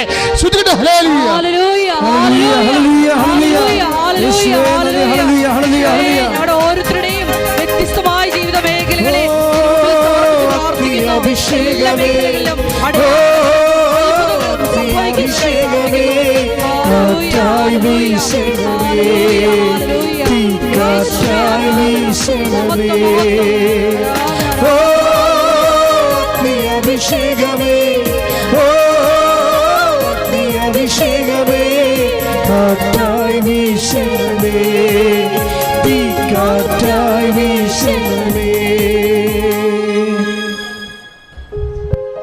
ഏറ്റുപ്രാർത്ഥി. കർത്താവായ ദൈവമേ, അങ്ങയുടെ വിശുദ്ധ രക്തത്താൽ ഉള്ളം കാലം മുതലേ ഉച്ചവരെ കഴുകണമേ. കർത്താവേ, ശ്വാസകോശ രോഗികള്, അൾസർ രോഗികള്, ജീവിതത്തിന്റെ വിശുദ്ധ കുർബാനയും ഇപ്പോഴേ ഹൃദയത്തിന്റെ മാസമാണ്. കുർബാനയോട് ചേർന്ന് തിരുഹൃദയ ദിവ്യകാരുണ്യ ആരാധന 6 മണി തൊട്ട് 7:30 മണി വരെയാണ് സമയം. ശ്രദ്ധിക്കുക, എല്ലാവരും പങ്കെടുക്കേണ്ടതാണ്. പങ്കെടുത്ത് അനുഗ്രഹം പ്രാപിക്കണം. നമ്മുടെ ഈ കോവിഡ് സമയത്ത് നമുക്ക് ദൈവം മാത്രമേ ഉള്ളൂ എന്നുള്ള തിരിച്ചറിവ് ലോകത്ത് എല്ലാം കിട്ടി. പക്ഷേ കിട്ടിയത് കൊണ്ട് മാത്രമായില്ല, അത് ദൈവത്തിന് കൂടി മനസ്സിലാക്കണം. നമ്മുടെ ആശ്രയത്തിൽ നിന്ന് കിട്ടുന്ന അവസരങ്ങളെല്ലാം ശ്രദ്ധിക്കുക. നാളെ മുതൽ 6 മണി വൈകുന്നേരം 6 മണി തൊട്ട് 7 മണി വരെ 7:30 മണി വരെ പരിശുദ്ധ കുർബാനയും തിരുഹൃദയ ദിവ്യകാരുണ്യ ആരാധനയുമാണ് കൃപാസ്ഥാനത്ത് അറിയുന്ന ലൈവായിട്ട് ലഭിക്കുന്നത്. എല്ലാവരും അത് കേട്ട് ആ ശുശ്രൂഷയിൽ പങ്കെടുത്ത് അനുഗ്രഹം പ്രാപിക്കേണ്ടതാണ്. നമുക്ക് സമാപന ആശീർവാദം സ്വീകരിക്കാം.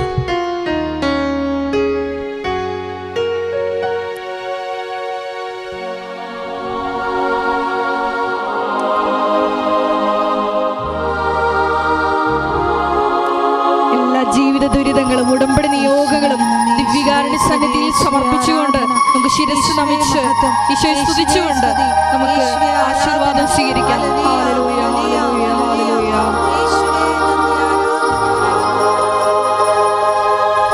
പരിശുദ്ധ പരമമാ ദിവ്യകാരുണ്യമേ, ഇന്നുമെന്നും അങ്ങേക്കാരാധന. പരിശുദ്ധ പരമമാ ദിവ്യകാരുണ്യമേ, ഇന്നുമെന്നും അങ്ങേക്കാരാധന. പരിശുദ്ധ പരമമാ ദിവ്യകാരുണ്യമേ, ഇന്നുമെന്നും അങ്ങേക്കാരാധന.